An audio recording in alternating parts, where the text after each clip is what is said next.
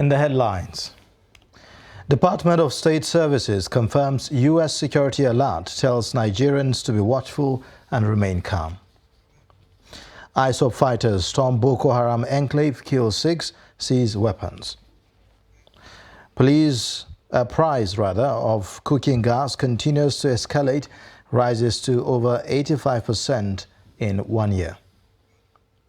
Away from Nigeria, UK's Sunak poised to become Prime Minister as Johnson quits leadership race.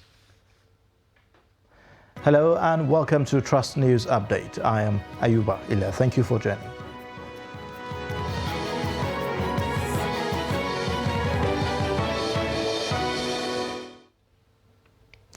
Beginning with security matters. Following the security alert by the United States Embassy in Nigeria to U.S. citizens in Abuja on planned terrorist attack, the Department of State Services has called on citizens to be at alert and remain calm. The DSS, through its spokesperson, Peter Afunaya, said that the alert was similar to that which has been issued by the service recently, while advising that necessary precautions are taken by all and sundry. The security outfit called on people to remain alert and assist security agencies with useful information regarding threats and suspicious criminal acts around them. The U.S. Embassy had, in a press statement published on its website on Sunday, issued a security alert to Americans, noting that there was impending terrorist attacks on police and on public places in Abuja. The embassy warned Americans in Nigeria to be cautious of their movements and to avoid all non-essential travels or movements, stay alert and avoid crowds. Still on security matters, the fighters of the Islamic State of West African Province terrorist group at the weekend attacked the enclave of Boko Haram terrorists. According to reports, ISWAP fighters had, in a silent operation, stormed the enclave of Boko Haram insurgents in Gajibo, a town 95 kilometers from Maiduguri, the Borno state capital, and killed 6 Boko Haram members and recovered 5 AK-47 rifles from the Boko Haram terrorists. ISWAP had carried out many successful attacks against Boko Haram rival terrorists in their long-standing feud, which caused the latter group a huge casualty and loss of war assets. And on political stories, APC presidential candidate Bola Tinubu has promised Nigerians that he will bring about meaningful development and change the fortune of the country if elected into office in 2023. Speaking to leaders of religious groups in Kano, Tinubu believes that the ensuring peaceful coexistence among all Nigerians is non-negotiable. Trust TV's correspondent Idris Jibrin reports. Religious groups drawn from the 44 local government areas of Kano State meeting to discuss peace and unity among Nigerians ahead of the 2023 general elections. According to Bola Tinubu, Nigeria will see progress and that peace will continue to reign in the country. Don't let us deceive ourselves. Nigeria is going to remain one under God, and just revert to the first national anthem. Though our tribes and tongues are different, in brotherhood we will stand. For Governor Abdullahi Ganduje, Kano is still the most peaceful state in Nigeria, favorable for successful elections. He urged the religious leaders to continue to preach peace and unity ahead of the 2023 elections. I wanted to find out whether Bola Aswaju is part of you or not. But I don't need to ask from the speech. So what I can conclude or bring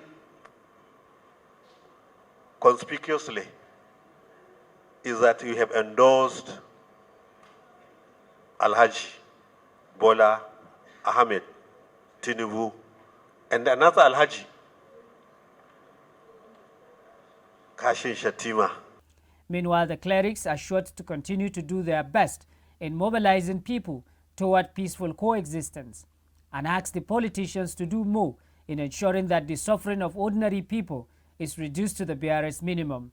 We are confident that the laudable project executed by His Excellency the Governor of Kano State, Ganduje, will surely give room for APC to return victory in presidential, gubernatorial, and all other political positions in the forthcoming election in 2023. Bola Tinubu and other top members of the ruling All Progressive Congress are in Kano for a 3-day official campaign visit, during which he will also meet traditional leaders, members of Kano business communities, among others. Idris Jubrin, Trust TV News, Kano. Meanwhile, hundreds of angry youths in the ancient city of Katsina blocked Kofar Yandaka, Masanawa Ungwariyari Road, protesting against what they called APC misrule in the state. The protest, which lasted for over 3 hours, forced movement of commuters plying the route to a standstill. Abdullahi Ahmadi reports.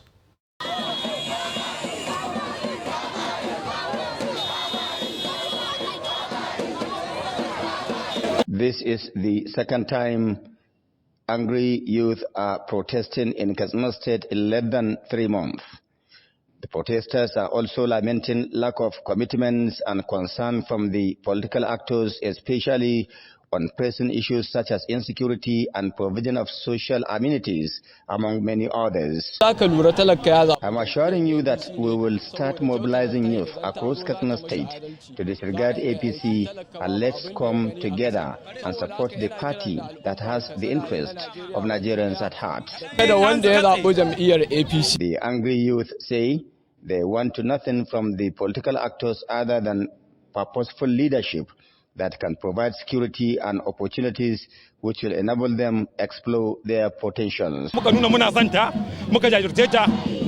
APC leadership in Katsina State has failed us. They promised us so many things and failed. Our electricity transformer was faulty for over 8 months and nothing was done in spite of all our reports to the relevant authorities.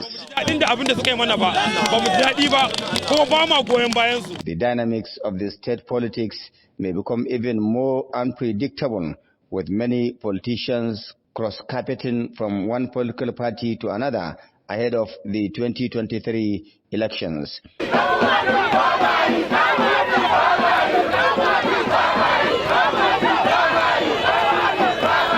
Abdullahi Ismail Ahmadi, Trust Television News, Katsina. Staying with politics, the action plan of the APC presidential candidate Bola Tinubu, which was unveiled on Friday, may be vague in its presentation, but is hinting that the mode of delivery of government services will change drastically if he becomes president. The APC presidential candidate says his agenda for renewed hope for Nigeria will stand on the foundation laid by the current administration, but will go further by building a country, especially for the youth, where sufficient jobs with decent wages will create a better life. Kehinde Amodu looks at the play of words between the two important figures, which will shape the nature of campaigns. His report. A look at the APC presidential candidate's speech shows that he is carefully playing a middle line. At no point has he castigated the Buhari administration. In fact, what he has done is amplify the good things that have been done right by the government in power and promise that he will build on them. In turn, the president is confident enough to assert that he will lead the Tinubu campaign. Based on our unshakable faith in our people and standing on the foundation well established by the administration of President Muhammadu Buhari, I therefore want to assure all party members and supporters of our government that I will be at the forefront of this campaign. But under the camaraderie, a close look at the promises shows an intention to completely overhaul the system of government. For instance, Tinubu is promising to turn the economy around so that all Nigerians and their children will not go to bed hungry under his watch. The underlying message is that under this administration, people are hungry. We seek a Nigeria where no parent is compelled to send a child to bed hungry, worried whether tomorrow shall bring food. We assure you there will be plenty of food to feed your children. One of the open secrets under the Buhari administration is the failure of the power sector. And so when Tinubu says he will provide sufficient and affordable electricity, he's in turn saying efforts to provide the commodity under the present administration have not actually met the mark. We will modernize and expand public infrastructure to stimulate economic growth at an optimal rate. For now, many of those promises unveiled under the program of action are not clearly spelled out. And on the flip side, President Buhari's promise to lead the Tinubu campaign is vague. This may be just a play of words between two politicians. What is obvious is that you cannot make an omelette without breaking an egg, which may mean if Bola Ahmed Tinubu does become president, something must shift. Kehinde Amudu, Trust TV News, Abuja. Governorship candidate of the Social Democratic Party SDP in Rivers State, Senator Magnus Abe, has called on the people of the state to come out en masse and exercise their franchise at the forthcoming election in the state. Abe gave the charge while addressing an unprecedented crowd of his supporters who thronged Port Harcourt, the state capital, during the party's 1 million man march ahead of the next year's poll. Trust TV's Shafiu Suleiman reports. Addressing the teaming supporters at the Polo Club, Senator Abe encouraged them to see the power of their PPCs as potent enough to decide who becomes the next governor of the state, as no one can subvert their collective will. In 141 days, Rivers people are going to have the opportunity and the privilege to decide their own future. It is you, not anybody else.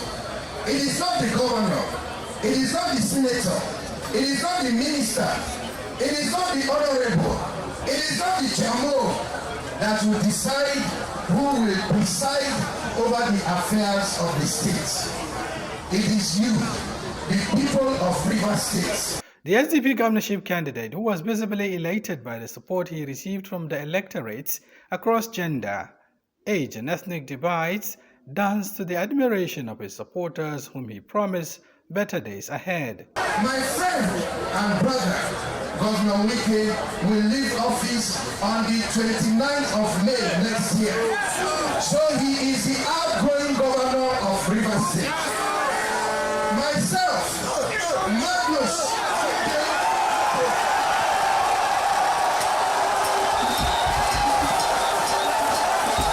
Magnus Abe, a former senator under the platform of the People's Democratic Party (PDP), decamped to the Social Democratic Party (SDP) when he lost his bid to fly the flag of the main opposition.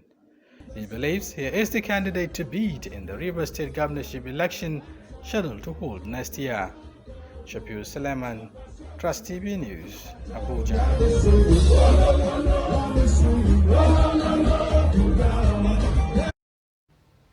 The People's Democratic Party in Sokoto State has inaugurated its governorship campaign council for the 2023 general elections. The party appointed Governor Aminu Tambuwal as chairman of the council and Yusuf Suleiman, a former Minister of Sports, as the Director General, inaugurating the council in Sokoto on Sunday. Tambuwal said that he had ceded his appointment as the chairman of the council to Attahiru Bafarawa, the former governor of the state. He said Bafarawa will lead the state campaign council following his commitment as the Director General of the PDP Presidential Campaign Council. The governor described the appointment of Suleiman as the DG of the Governorship Campaign Council as an indication that PDP always stood on its words of equal treatment of all members. He stressed that the need to ensure that they give the mandate to someone who will lead Nigeria to greatness. Tambuwal further urged the PDP supporters in the state to sustain their self-discipline by ensuring violence-free campaigns.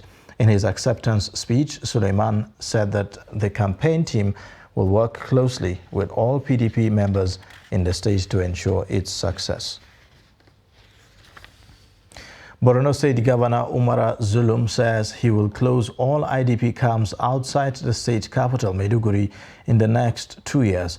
Zulum disclosed this during the commissioning of 804 housing estates for resettled IDPs in Mafa local government area. The governor appealed for humanitarian support for flood and cholera outbreak victims to enable them handle the after effects of the disasters. While we will continue to show leadership, our call on our partners and supporters to continue to help us with advice, technical inputs, funds and skills to bring back the glory of the land of Borno State. Today we have seen the devastating effect of the 2022 floods in Borno State. We have been grappling with the outbreak of cholera in some places.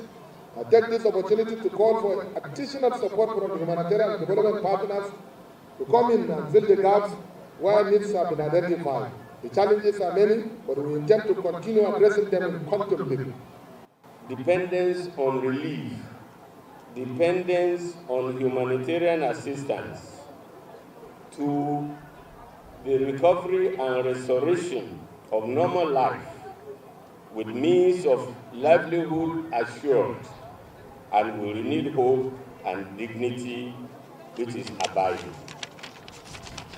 The federal government of Nigeria, led by Mr. President, is fully committed to this approach because this approach is an impactful one that leads to stabilization and will continue to provide the necessary, the federal government will continue to provide the necessary financial and especially security support for its success and for the success of this transformative initiative.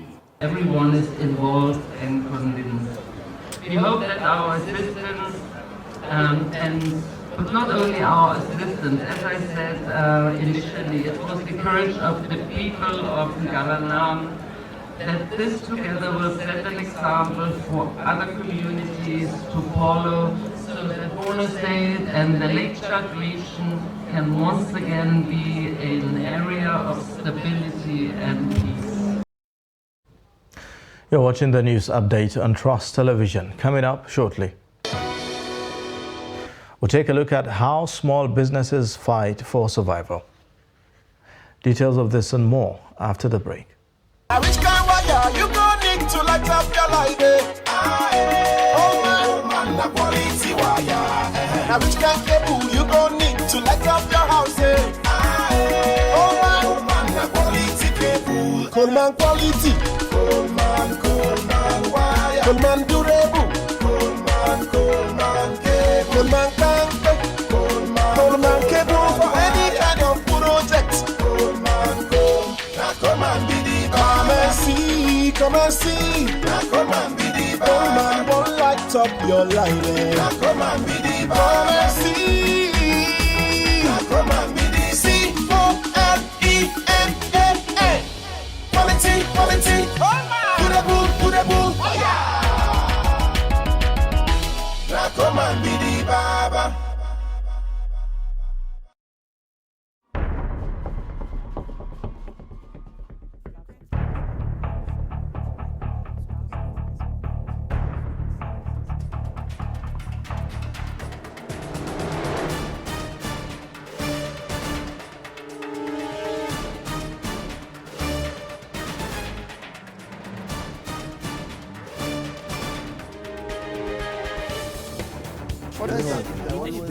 That's great.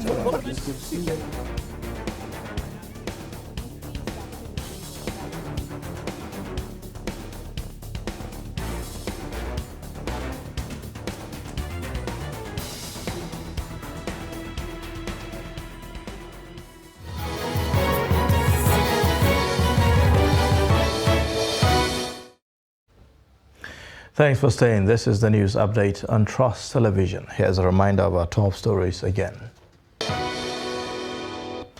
Department of State Services confirms U.S. security alert, tells Nigerians to be watchful and remain calm. Plus, ISWAP fighters storm Boko Haram enclave, kill six, seize weapons. Elsewhere, the National Agency for Food and Drugs Administration and Control has raised the alarm over the circulation of suspected counterfeit Augmentin 625 milligram tabs in the country. According to NAFDAC, the product failed short of the labeling requirements. The alert, signed by the management of NAFDAC and titled NAFDAC Alert and Sensitization of the Public on Suspected Falsified Augmentin 625 milligrams, was published on the agency's website. NAFDAC said that the suspected falsified Augmentin, which was manufactured in April 2021, will expire on April 2024. NAFDAC implores healthcare providers to ensure vigilance to prevent the administration of falsified products to unsuspecting patients. Members of the public in possession of the above suspected counterfeit product are advised to discontinue sale or use and submit stock of the nearest NAFDAC office. Small and medium businesses in Nigeria are struggling to survive from imminent collapse due to harsh operating environment. Many are losing their jobs daily as a result of economic downturn, subjecting them to untold hardship. Trust TV's Abdullahi Amadi went round some business premises in Katsina State, which were forced to close down. In Katsina State, thousands of small and medium-scale businesses have either reduced the scale of their operations and downsized the number of their workers or closed completely. The reason some of the business owners advanced cost of materials has tripled, inadequate power supply, and reduction in the purchasing power of the people. Look at me, I'm a professional to the core, but I was sacked twice, and now scavenging, moving from street to street in search of electronics repairs. I have to do this to feed my family, who have gone hungry and malnourished. For instance, many suya and rye meat joints have closed down, with many of the operators either switching to another business or scavenging. This industry is seriously affected by inflation occasioned by inconsistent economic policies and escalating insecurity, which devastated animals rearing communities. This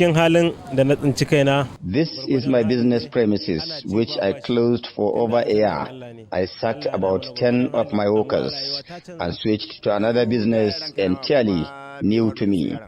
My primary concern is how to feed my family. School, hospital is secondary. There are more than 500,000 people along the value chain, but already over 70% have lost their jobs. The question many Nigerians are asking is in what way the billions of naira claimed to have been injected into the economy and its empowerment programs impacted on SMEs. Observers said many business owners who were forced to close down are depressed, facing a lot of psychological trauma. My shop isn't like this. There was almost everything you may ask in cosmetics shops. But now I have to manage the business. Everybody is now struggling to survive. I even thank God because many traders have been forced to close business. Many policies and initiatives aimed at stimulating SMEs have little or not translated into real growth. Abdullahi Ismail Amadi, Trust Television News, Katsina. In business news, the average price of 5 kg of cooking gas increased from 4,456 naira in August to 4,474 naira in September, the National Bureau of Statistics has stated. It stated in its cooking gas price watch for September 2022 released on Saturday in Abuja that the September price was a 0.40% increase over what was obtained in August. On a year-on-year basis, the September 2022 price of 4,474 naira for 5 kg of gas was an 86.62% increase over the price of 2,397 naira obtainable for the same volume in September 2021, it stated. And away from Nigeria, British conservative Rishi Sunak was on Monday poised to become Prime Minister and the country's first leader of colour after the dramatic decision by Boris Johnson to abandon an audacious political comeback. Just weeks after failing in a first attempt to lead the ruling Tories, Sunak could cap a stunning reversal in fortunes by winning the leadership as early as Monday afternoon. Following ex-Premier Johnson's unexpected move late Sunday, the contest triggered by outgoing leader Liz Truss's resignation on Thursday requires candidates to secure the support of at least 100 Conservative MPs by 2 p.m. on Monday. Sunak had crossed that threshold by Friday night ahead of declaring his candidacy on Sunday and amassing nearly 150 public nominations from Tory lawmakers. And in sports news, the Nigeria National League has placed an indefinite hold on the season-ending Super 4 play-off tournament scheduled for Yenagoa-Belsa State capital. The statement signed by the Nigeria National League head media and communications, Ama Ignis, said that the overwhelming flood ravaging the state had led the NNL to earlier postpone the event built to start from 25th to 29th of October 2022 at the Samson Siasia Stadium. Ignis said that while intervention work is ongoing, Belsa State Government said it is still committed to hosting the Super 4 as it keeps surveillance on the situation. And that's a wrap on Trust News Update. You can watch more via all our social media platforms. Remember to subscribe to our YouTube channel to watch live. I am Ayuba Ilya. Thanks for watching.